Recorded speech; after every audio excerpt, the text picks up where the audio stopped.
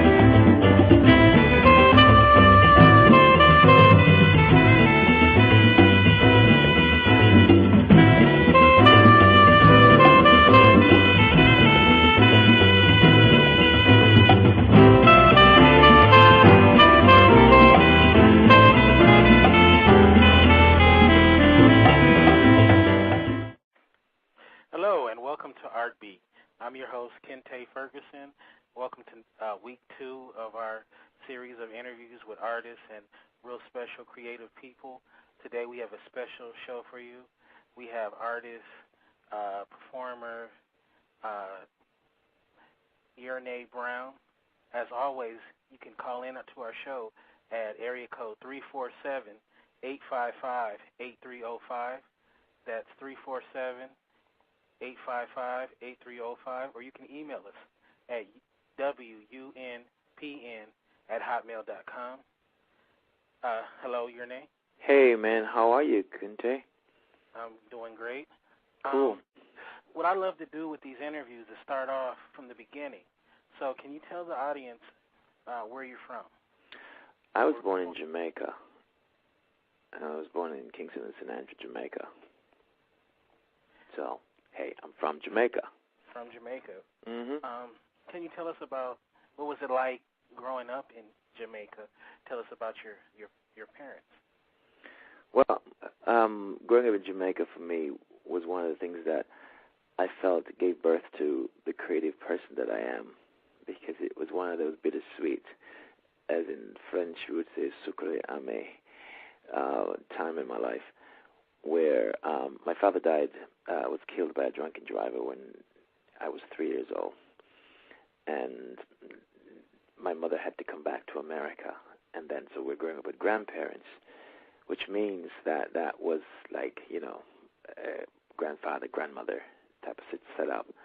And then my grandfather died, and my grandmother had the early signs of Alzheimer's, and without any knowledge or explanation, just took my brother and I and just took us to my paternal grandfather, whom we've never met. So just imagine how traumatic that has, been for any kid, that young, and just pretty much left us. So it was interesting, but I wouldn't blame her for it, because I think it was an illness. And that period of my life, I think one of the ways for me to get by, with my maternal grandfather, which was an incredible man, was to just become one with nature. I run around the mountains, I fish in the river, I climb the trees, I hunt for birds, I plant. I was growing on a farm. So it was quite interesting. Night comes early and morning comes early, and darkness would just hover the mountainside that we lived in, and it would be just like something you see in a movie. But it was, for me, it was beautiful. It was inspirational. I know that you later came to Los Angeles, but I know we have our ideas of what Jamaica's like. Can you give us an idea of what it's like to live in Jamaica? Because a lot of us go there as guests, but what is it like, the everyday life of Jamaica? Well, it depends where in Jamaica you go. Prior to coming to Los Angeles, I've lived in quite a few places, including London, Belgium, France, Italy, Germany, and traveled extensively from both to Africa and to Japan. and a bunch of other places.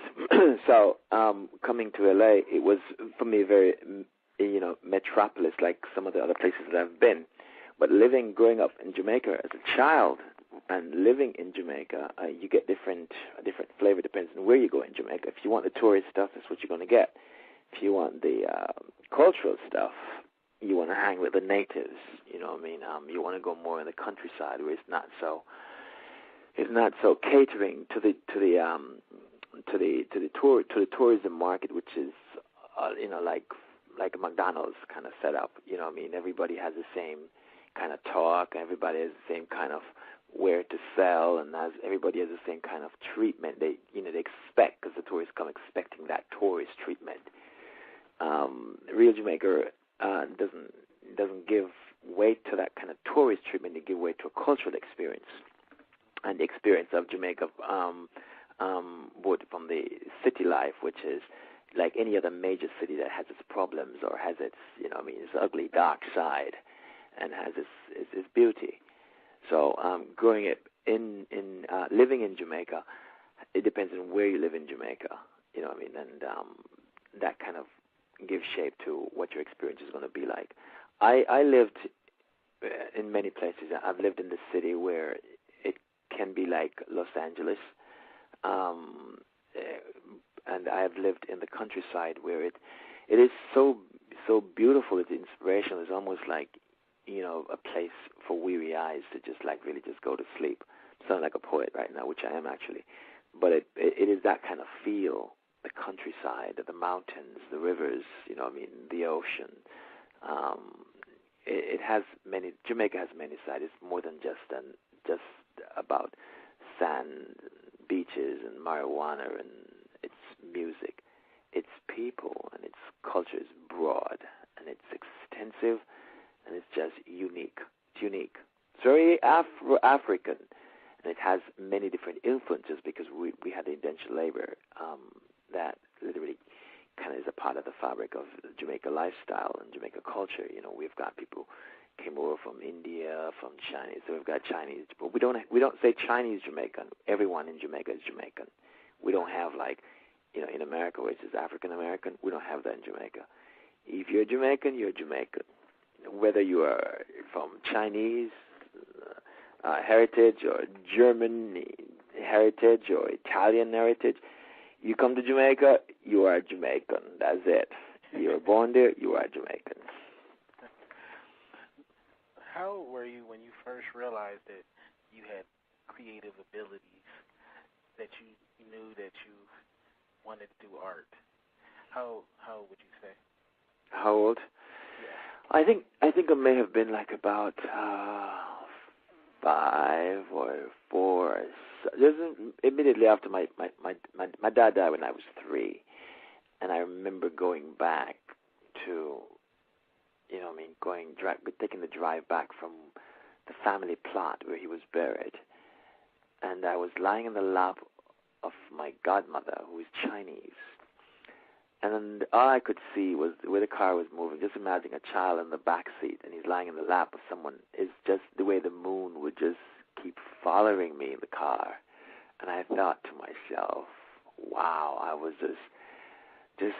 just taken by this moon that just keep like, how the moon don't really follow you, but you know what I'm saying? As a child, you see this and you're like to yourself, wow, the moon keeps following you. And then later on, I developed somewhat of a mysterious relationship with the moon. I would be running in the wild at night, just like when it's pitch black, and just try to hide from this moon. And it would just go through the shadows of the tree, and I would be awed by that. So I knew then that, I wasn't just the ordinary child who liked to, who was scared of the dark, or who liked to sit inside and just be quiet. I was very adventurous, I create, my imagination would just run beyond the normal child. So, I think that was pretty much it for me when I thought I felt something that was different.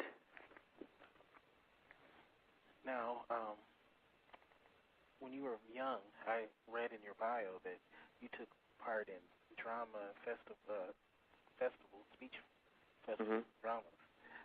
Can you tell us a little bit about that? Well, in Jamaica, when we have what we call JCDC, which is the Jamaican Cultural Development Commission. And what we do is we have a certain time of the year around close to the independence where schools compete, and you have different levels of competition in all areas of the art: visual, performance, theatrical, all areas. Plays, school compete in plays and in music and visual art. And I went to one of those schools where, I wasn't, like the person who wanted to be a doctor. I always wanted to be an artist. And I was sculpting in mud and, using grass to make sculpture, like those big grass. I knew that was kind of me. And I was like really just talking to trees and, that stuff. So for me, that's one of the time when I felt this was it. And drama, we call them the National Drama Speech and Drama Festival. And the kids, as early as probably 7 years old, would be competing. And you compete all the way up to, however old you want to be. It doesn't stop, but you represent a parish, like a county, like in Los Angeles, like California is Jamaica, and you have Los Angeles going against the national San Francisco, and then you would get an award, or it's called gold. You have different level: gold, bronze, silver, or certificate of merit, or you just lose out. But once you get up into the finals, you would compete with statewide. So it's national. It's the national festival. So that was pretty much I started in high school, in junior high. I started when I was about 7 or 8, and then I went into junior high doing it, and then I went all the way up to high school, and I went to performing arts school later on. And I think my last major school production was, it's quite funny. It was a piece about two grandfathers, black and white, by Nicolas Guillen. And I think I just saw on the internet where Town Street Theater is doing something on Nicolas Guillen and Langston Hughes, and I thought, wow, just wowed by it. Yeah. So that's like my experience, really, that helped to shape and prepare me for a broader world that's beyond the shores of my native Jamaica.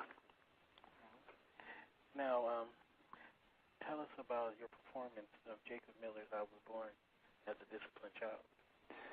Well, that song, even though I hadn't had those experiences of being on death row, that song moved me because I always felt like I was growing in a society that there was no explanation as to what is really how you should present one's self based on what you've learned around you. But you always like someone would say to you, don't smoke, but they didn't get into detail why you shouldn't smoke. Or don't have sex as a kid, but there was no talk as to the danger of sex. You know what I'm saying? Just say no. Yeah, there was always just say no and not why no. But no is an answer like yes. So I still wanted to go to the performance college, and I didn't have money, and my mother at the time was living in America, didn't have much family support of the arts, because in Jamaica, art is, even though it's so artsy culture, it's not one of the things that is embraced strongly. So for me, if I had another choice, then yeah, I would be supported, but that for me wasn't. So I wanted to do this, and I've decided to enter this national competition. They call it the Tastee talent show. It's like an Jamaican American Idol back in the day. It gave birth to the likes of Yellow Man, Beenie Man, Papa San, this array of Jamaican artists who have gone and made it international came out of this stage. So I decided I was going to enter it, and I wanted to do a poem titled Cocaine, and I wanted to do a song that ties into the cocaine Cocaine piece, which is you were born this way, and you, even though you were told a certain thing, you still didn't listen, but this is how you wound up. And I wanted to dramatize what the effects of drug abuse could do to you. So I opened with the song I Was Born a Disciplined Child. And this Born a Disciplined Child is about this kid who was born a disciplined child. You know, I mean, everything was cool, and he wouldn't take his parents' advice, and now he's on death row, and there's only one place to go, which is, you know, death row. So that's pretty much what the song was about. And it's about not heeding a warning. That's about 21 or 22 when I did that. Maybe 21, I think. Yeah. And what was the response of your performance? The response, because we have never seen, you know, even though we have had Muta Baruka, which is in Linton Quincy Johnson out of Britain, which is like one or two of our top poets in Jamaica. They hadn't really wasn't ready for that, because this competition is more singing oriented than anything else. But I wanted to be different. Oh yeah, before they know it, you know what I mean, they were literally just blown away. You know, the critics really penned it as nail biting, and you know, was like a ton of brick because of the impact it had. But you know, I mean, I'm a theater artist, so I pretty much packed all that dramatic in there. You know, I mean, half of my side was like decomposing. I was rotted, and then after seeing a scene of me snorting cocaine, then you know, once you know, half of my side where I was like concealing from the audience with a white sheet just pulled off, and then they realized that this was a rotting person, and then you know, I mean, I started singing the song I Was Born a Disciplined Child. It was pretty good, you know what I mean. You made it very vivid to the audience. Yeah. I really went all out on that piece. Yeah, it was quite a good one. And cocaine. The cocaine was in that piece. You know what I mean? The cocaine was the follow-up. I Was Born a Disciplined Child. Right. And the cocaine is about the use of cocaine. And it's all in Jamaica, the cocaine, the brain, the cocaine.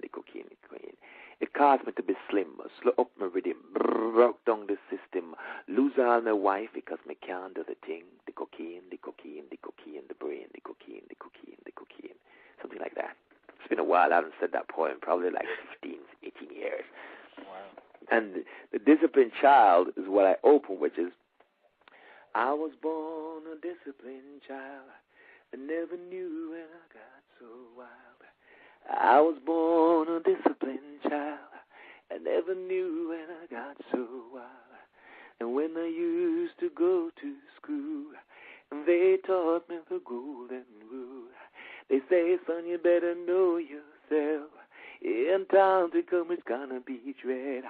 I didn't need this advice, and now I'm on death row. Only one place to go, and now I'm on death row. Only one place to go.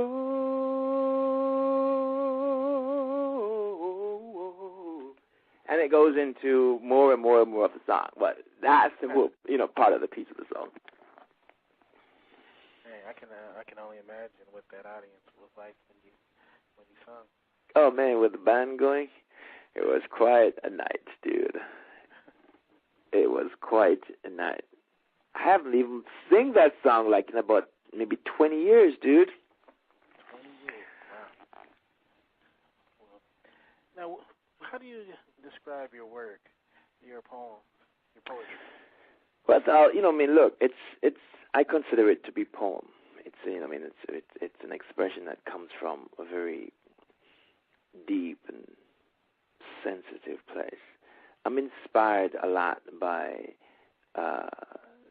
socio-political activities that either around me or experience or see. Something that really, really, really, really a lot of times has an effect on people, or created that way. So my poem, I write on what I feel, what I see, what I experience.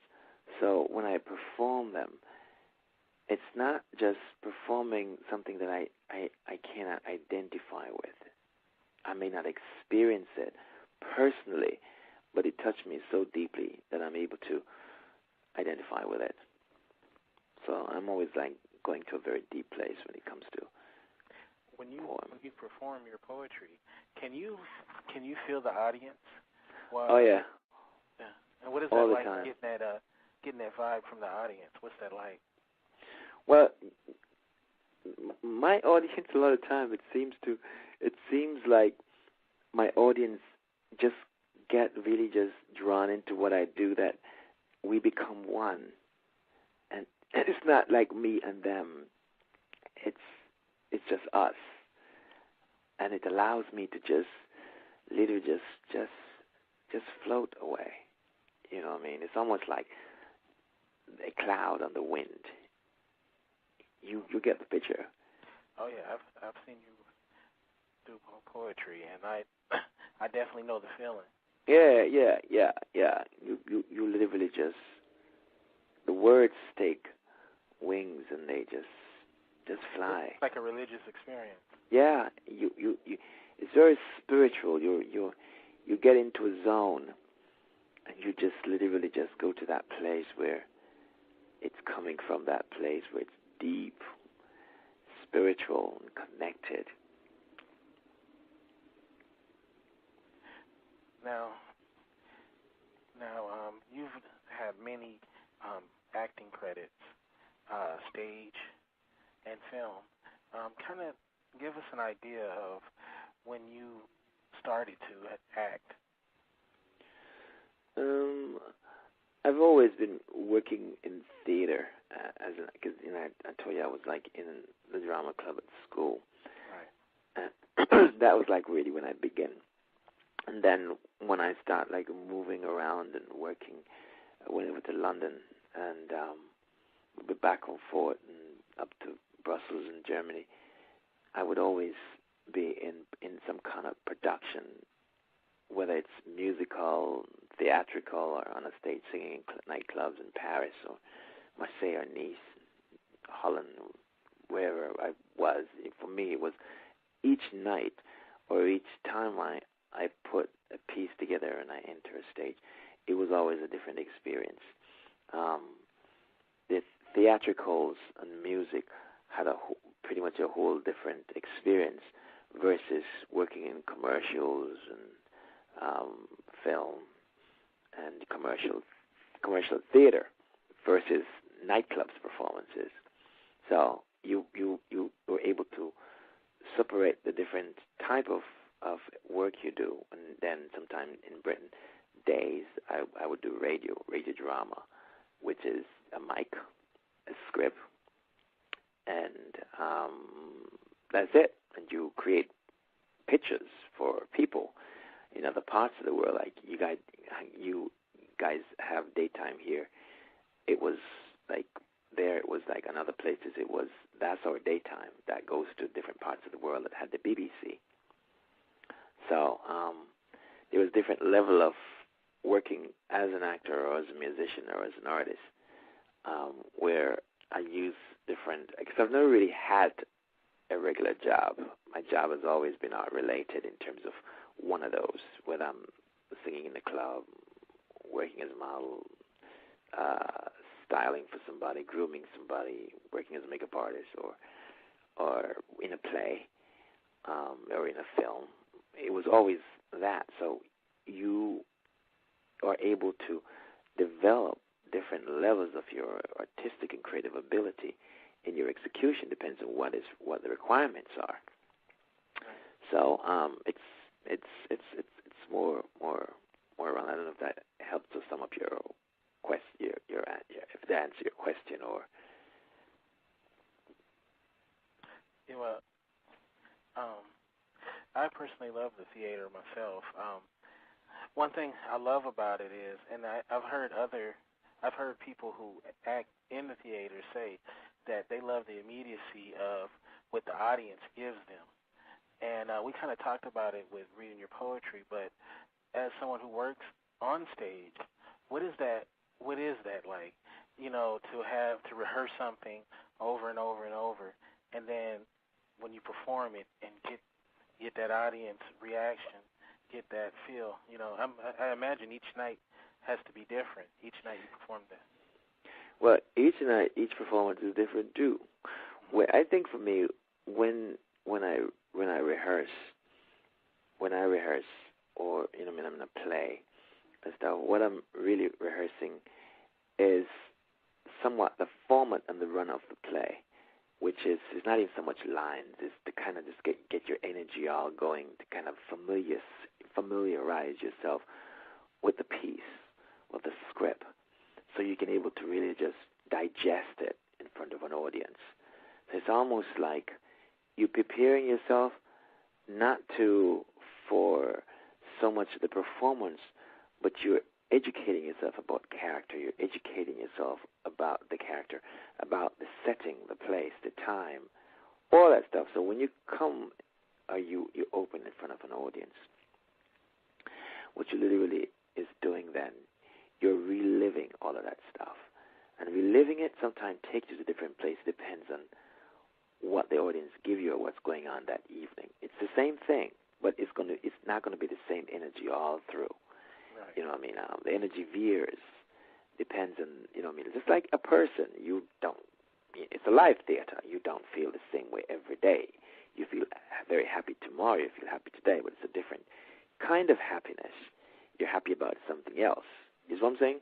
Right. So it's that kind of feel when you literally just, when the curtain goes up and the lights hit you and you just throw yourself into a character. You literally become one. And it's the third wall between you and the audience is almost like you break that down and you become, So for me, it's exhilarating. It's empowering. If you cry, they cry with you. If you laugh, they laugh with you. Any shift, you can feel the energy, even though you're not focusing on them, but your spirit commands the space in such a way that it's a feeling that you have to feel in a performance. What kind of characters have you played, and what kind of characters would you like to play in the future? Oh man, I'm all about the dramatics, 100%. I like to take you to those places because I think growing up, my experience was similar. Now that I cannot be comical or do comedy, but comedy for me it's not one I consider to be a strong point. I like the dramatics. Yeah, strictly the dramatics. And insane dramatics, I mean, I remember doing Bopa in Belgium, and I played Zweleki, and it was playing Zweleki in the street of South Africa. And every night you have to go on that stage and be hosed down out of your clothes. I was in South Africa every night, and after a performance every night for about a run of it, 6 weeks, I would have a very heavy headache because I literally transcend myself and become Zweleki. The accent change, the energy change, the vibe, the spirit change. You're no longer the Jamaican guy, right, at all, and you're no longer the other things that I mentioned. Yeah, I'm not the guy who sings in the club, or I'm not the guy who, I'm Zweleki. And every night, it would be just a night that you psych yourself up to literally just fool yourself into becoming that person. And for that hour, you are that person. Straight. So I like that kind of trip because it's challenging. It takes you to places and allow you to just literally lose yourself. You become very giving actor. You know what I mean? I'll give 110 to the character. You know what I mean? I like to just throw myself into it in such a way that it consumes every ounce of me. You know what I'm saying? Every ounce of me. What was it like working on the 1993 film Sankofa? Sankofa for me was, first I had no clue about what this film was about, because they went through they had a different name for it when we started. It's called Nunu, and Nunu was the main character. And then we started in Jamaica, and I got the job based on the effects I did for that cocaine piece that I just told you about. Because I did all this effects on the director side and thought, they hired me to do the special effects, the wound. And the director was? The director was Haile Garima. Right. Yeah, Haile Garima. Very well respected. Yeah, he teaches at Howard University. He's Ethiopian. And, so when he hired me, it was almost like, come on, kiddo, this is it. And I was like, okay. And then I realized I was going to head the department, and I was going to be in charge of all the special effects. And I was like, oh, my God, what did I get myself into? Because I never had this kind of exposure and experience before. But the challenge for me was, I was up for the challenge and literally just took it on. And it was an eye-opener, because not only did I have a better understanding of what it was like through that whole interracial thing and how these women were raped and these brown babies would arrive in the new world, and then they would be raised by somebody else. It was like a true story, you know what I mean? And the actors experienced the same thing. There were days when it was like they were all literally just in tears once out of the character, because the character becomes them. It was like their story. It was a real story, and we're shooting in Jamaica. And it was like on a real slave plantation. Wow. My friend, let me tell you something. At night, it was pitch black, so thick you couldn't see your hand in front of your face. And just surrounded by fireflies in a cane field. And you say to yourself, oh, my God, this is what these people had to live through. Unless it was a moon, it was a full moon. Then it was like just fulgence of sugarcane blowing, and the moon is just like, the moonlight just shimmering on the leaves. And you just could just feel the spirit of the ancestors and just what went on on this plantation. And we're also shooting in a great house, so it was real. It was real. Making Sankofa was real.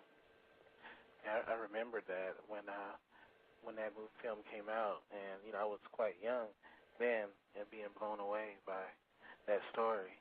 And I remember it garnered a lot of attention at that time. Yeah, it did. It did get a bunch of reviews, and create a nice little thing going, a buzz for a bit. Yeah. Now, you have to forgive me. Sucre Amer. Sucre Amer. Yeah. Yeah. Let's talk a little bit about that. Sucre Amer in French means bittersweet. And I kind of wrote that song. His words of Sucre Amer, sur la trahison, vous vous souvenez, means you betrayed, and do you remember? Sucre Amer, life is sama vie, c'est la vie, la paix. Life is my life, and I want peace. And it's just about living in Europe, mainly France, Belgium and France, and just experience I have. I had quite a few French lovers, and you think it was you alone, they were having lovers too. So it's all about, all these women having the same experience that I was having.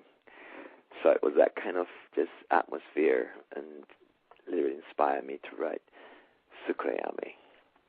And I won Best Music Video with the piece at the Black Filmmakers Hall of Fame in 1998, which... in Oakland, right? Yeah, and it was given to me by the late Dr. Beverly Robinson, bless her soul, which literally gave birth to a friendship until, yeah, so. Now, in 99, you went from Belgium to direct a piece. Can you tell the audience a little bit about that? Oh, which one of the... For the television? Prime Minister? Oh, yeah, okay, fine, cool, yeah. And, yeah, I was actually invited home to do a bunch of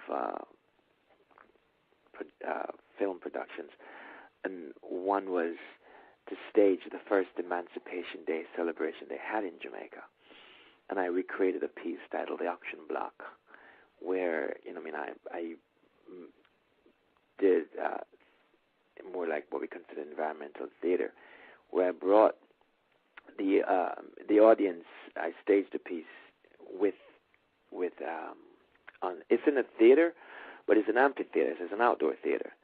But the theater becomes where the audience become a part of the whole experience. So unbeknown to them, I set it up where you're just imagine being in front of a great house.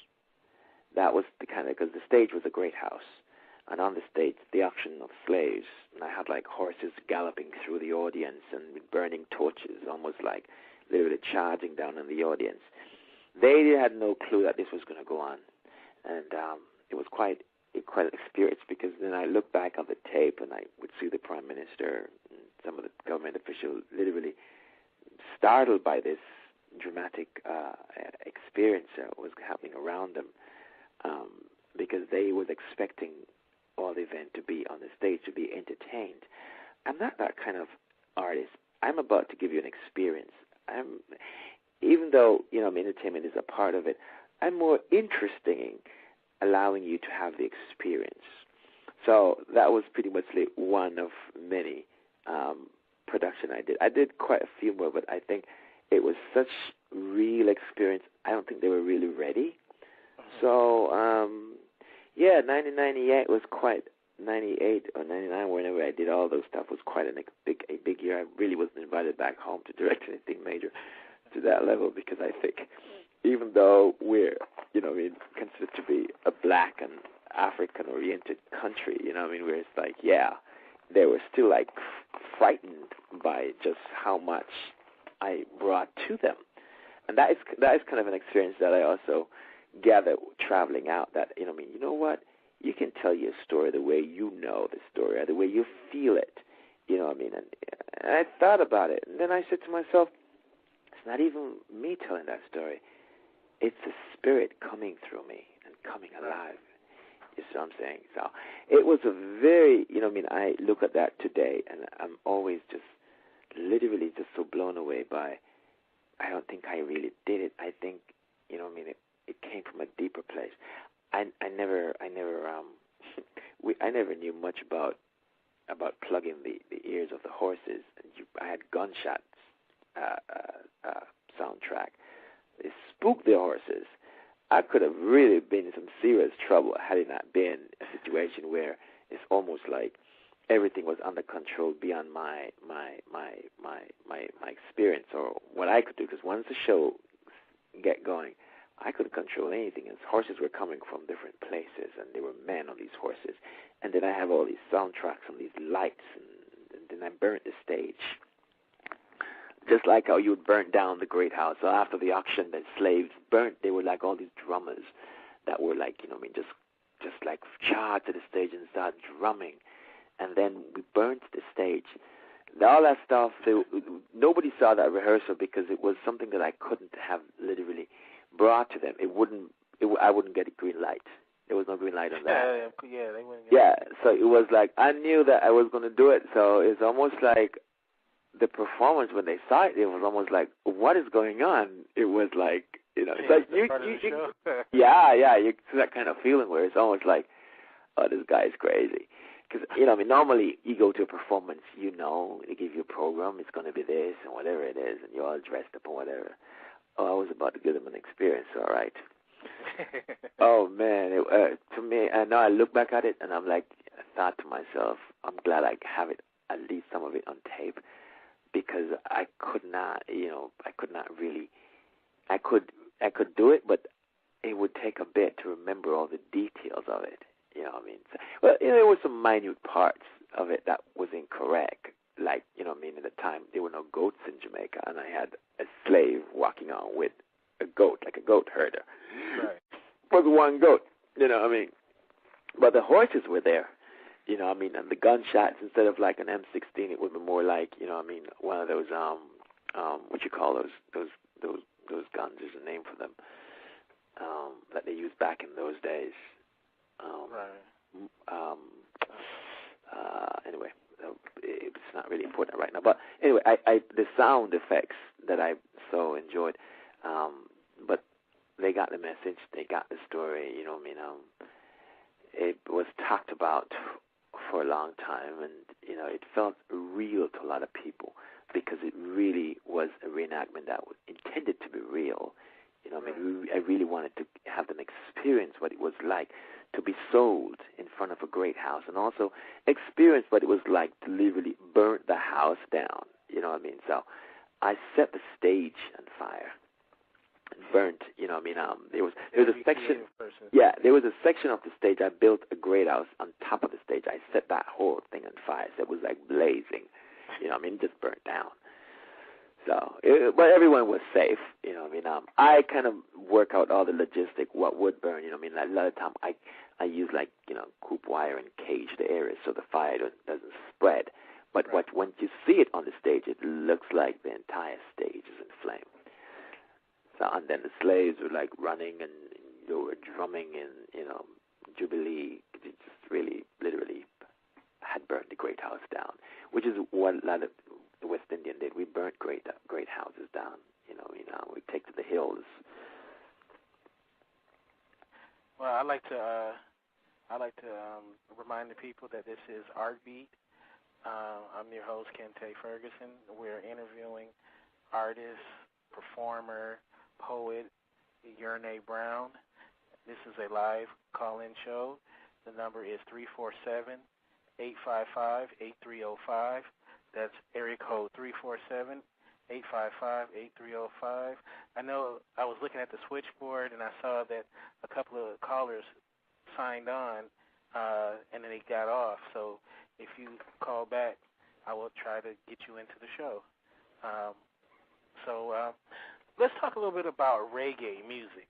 I know not just from being from Jamaica and being Jamaican, I know reggae music has a special place in your heart. Can you give me an idea of the kind of work you've done with that form of music, reggae? Well, I went out and recorded some reggae music myself. You know, and Sukoyame is a world beat music, which is pretty much reggae, but with a twist of an international flavor to it. Sounds like African, you know, stuff like that.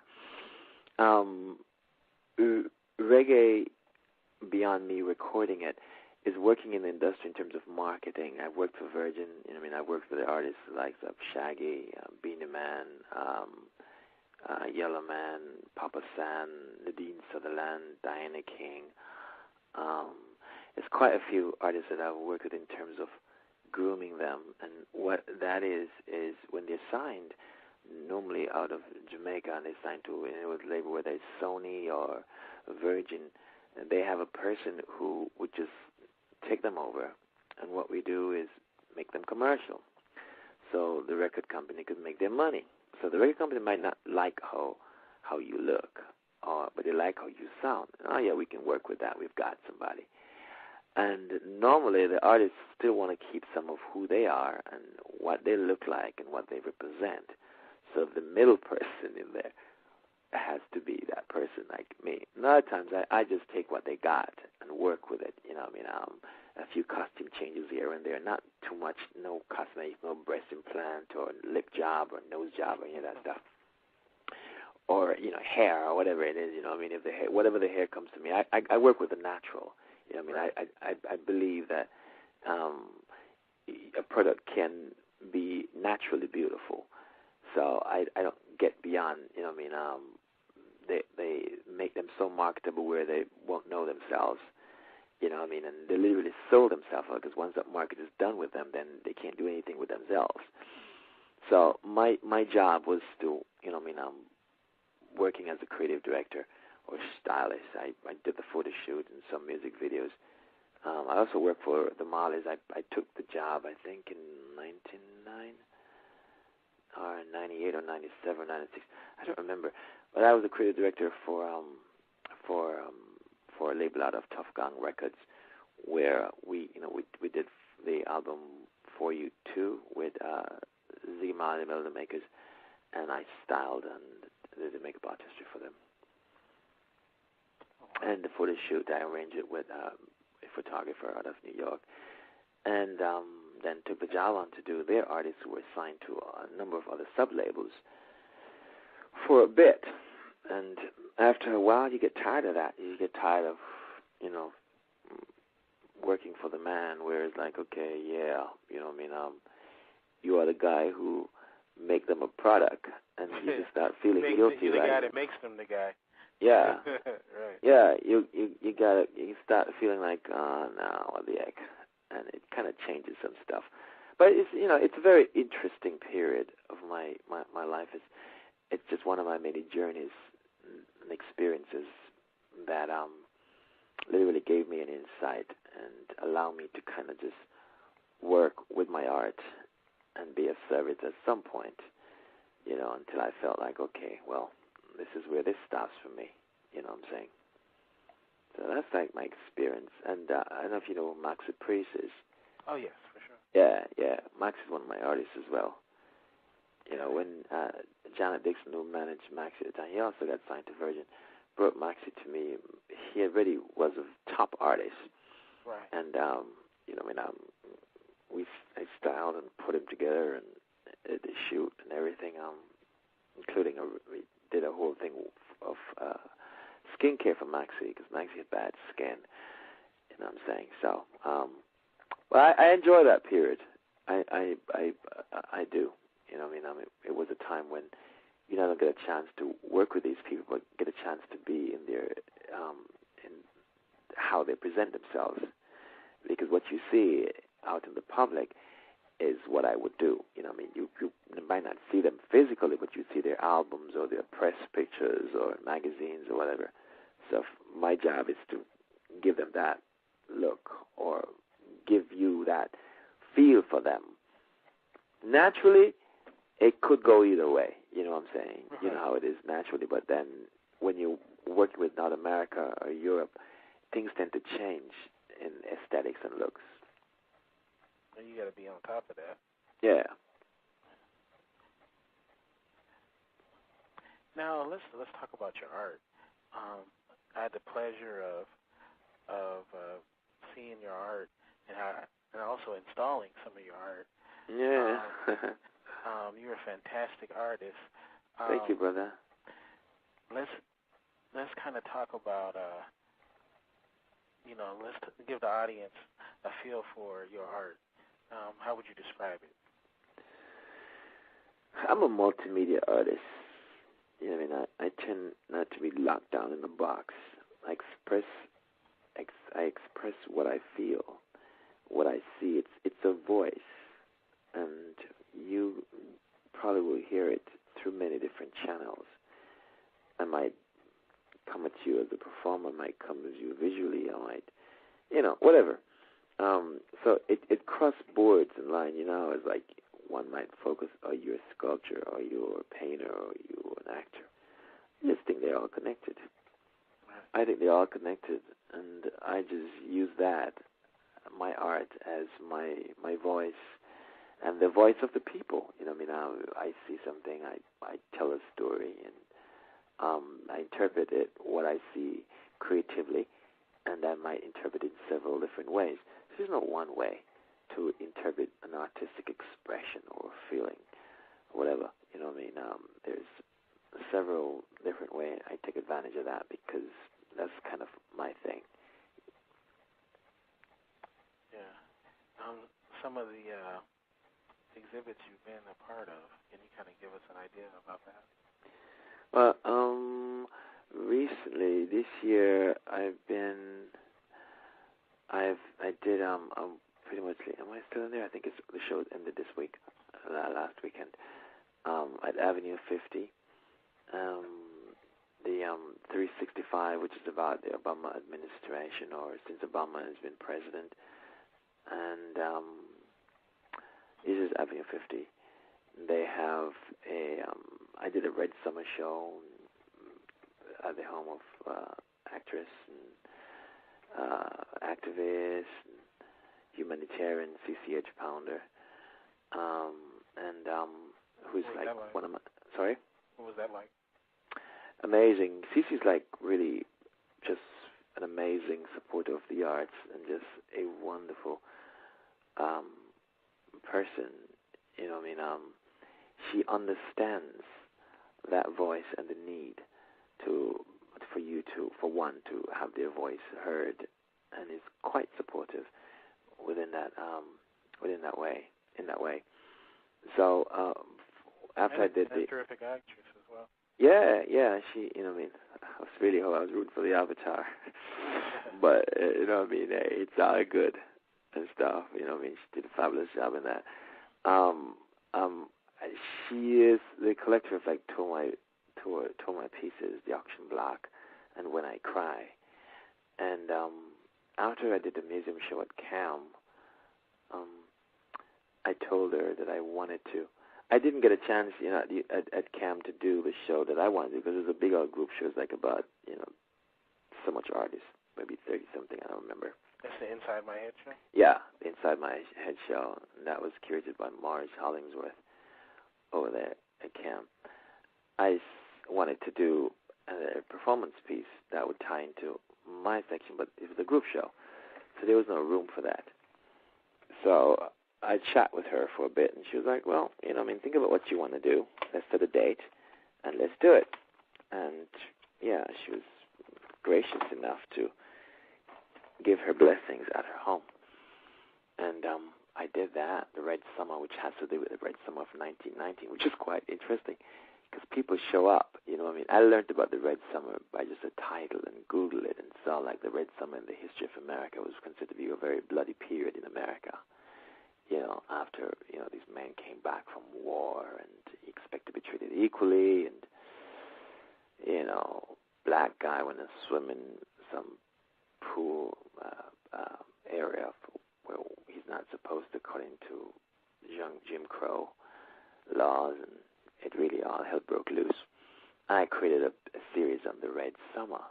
Well, people thought it was, because it was in the summer, it had to be red at summer. And when they found out the depth of it, you could just see the awe in the faces and the eyes. I didn't know. Which is where I feel like that's the kind of experience I want to give you. Whenever you see a piece, you must literally transcend to an experience. It can't be just, it's beautiful. It must evoke something within you. Must. And then, evoked in that something, literally take you into a space of experience.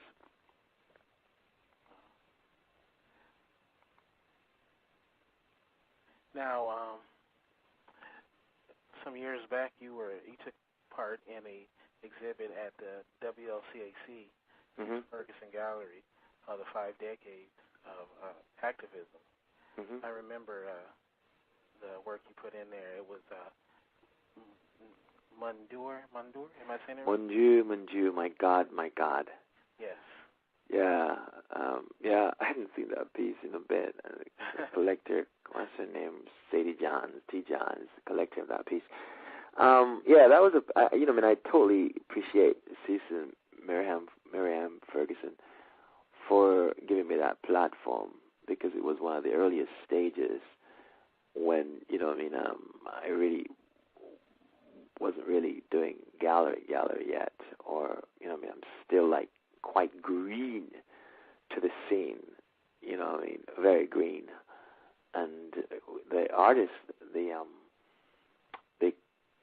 artists that was in that show was just phenomenal. It was massive heavyweight, not that I felt that I was arrived, but I was just so humbled to be a part of this group of artists that now today I consider them to be my fellow artists and friends. There's quite a few people in there that, I just love their work, but that opportunity opens me to so much more. It was quite an inspirational experience as well. So, Mon Dieu had to do with, again, a whole spiritual feeling of traveling and living in many places, and here I am, was what I consider should be at the top of my game. And I was still questioning what's going on. And the piece was with a man slumped over forward, and his legs were shackled, and he had torn wings that was like really open on top of a building and shackled to a globe. That was an experience. It was quite interesting because when I was there doing that piece, I did that piece. That piece was where I was physically and emotionally. Since then, I've gone on to been other places in other pieces and stuff, but that was quite an experience, and it's one that I will always remember and be grateful for. Yeah, it was truly a remarkable exhibit, and I definitely love the fact that I was a part of that, and I was glad that you were as well. Yeah. Yeah, and hopefully in the near future we'll do something together. Sure. When I'm always open for a collaboration. I have some things that I want to do as far as exhibits, but lastly, I want to get before we wrap this interview up. You're a motivational speaker, and I know that you did a workshop at the William Grant Still Art Center, another place that I frequented throughout my life and career in the arts. The Inner Beauty workshop. Oh, that was not at William Grant. That was at oh my God, that was at a house here in Los Angeles. I think that's in my bio, someplace. It was Unbattered Woman. Yes. Yeah. It wasn't the William Grant. It was, I don't remember the name of the house now. But if it's somewhere in my bio, somewhere in there. Is that on 91st and Central? Yeah, it's in Central Avenue. Susan Burton's place? What's the name of the place again? Is it Susan Burton's? I think so. It's been a while. So just when I came to Los Angeles, yeah. It was, that wasn't a good experience because I never had to, I never really experienced being around women who were abused, battered, and, were users and, trying to recover, and, I went there with just some makeup I had, because I used to be a makeup artist, and I just came at quite a bit of stuff, and I thought this probably would be a good way to really, because I was retiring being a makeup artist. I wanted to do other things, and I wanted to put my energy and my focus other places, and I didn't want to, but I literally came out of retirement to do this particular workshop, and it was all these women, and it wasn't like they were all the same age. They were different ages, and I don't think they were all African American. There were some Latinos in the group as well, and they spoke of their experiences. And then my job was to find the beauty within them by working also on some of what they already had in their outer beauty, and kind of just bring it to the forefront for them to really see themselves. So it was almost like a mirror, you see what I'm saying? But a mirror that was able to say, okay, fine, look at yourself and not from the outside, because you start changing from the inside, and then it comes out. You see what I'm saying? Because if you change outwards, it's hey, it doesn't say much. But if you change inwards, it comes out. What in comes out. So I was working with them on that kind of, using that kind of method where, they talk about, and then I think it was a place that they went and they got clothing or whatever it is, but it was a long time, but it was a good experience. It was a very good experience. Very good experience. Very good experience. It was quite a few women.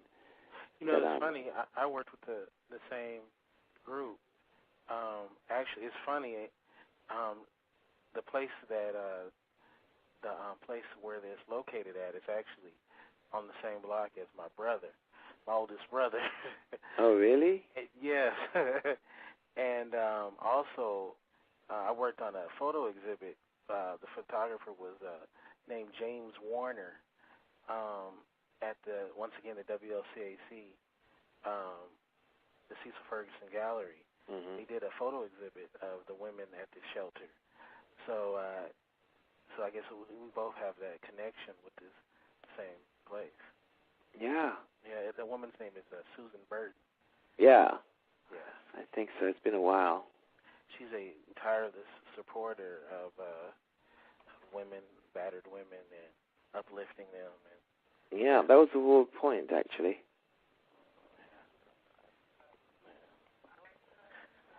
Well, what do you have in the future that the people, the listeners, can look forward to? Well, I don't think I'll be able to really do any new works until this summer, because I'm returning to school. I'm at USC, and I'm making films and making art. I pretty much doing stuff, but I just literally just want people to just kind of just embrace artists in general. Not if it's not me, it's somebody else. Brother Chooks has a show tomorrow night, someplace down in downtown LA. I think it's the Historic Gas Company Loft, the 8020 South Flower Street and stuff. And there's other artists who are out there really doing stuff, because you support one, you support all. You see what I'm saying? Right. So just for people to support the arts. Just if you have been, thank you. If you haven't, please start. You know what I'm saying? All right. Is that kind of, so. Well, it's been a very great talk we had with you. Thank you for coming on Artbeat. Always, you can check out our show at Blog Talk Radio, Artbeat. Mm-hmm. If you love this show and you're listening, please leave a comment in the comment section. That's one way we know if we're doing our job here at Artbeat. And you can leave a voicemail feedback if you want to have it played during the show. I promise that I will make sure that it gets in. The voicemail feedback number is 206. Wait, hold on a second. I lost my. Okay. The voicemail feedback line is. The call-in number is 347-855-8305. And if you want to leave voicemail feedback, okay. I love doing live TV, live radio, because I had it right in front of me. and I misplaced it. But you can check it on our Blog Talk page. It's right there. But we enjoyed having you as a guest. The number is 206-426-3101. That's area code 206-426-3101, and email is wunpn@hotmail.com. But we enjoyed having you on our show. Next week's show is going to be how we can preserve our community, our culture, our art in the black community. We're going to have a panel of guests. One will be my father, Cecil Ferguson, artist Richard May, and then one more guest yet to be determined.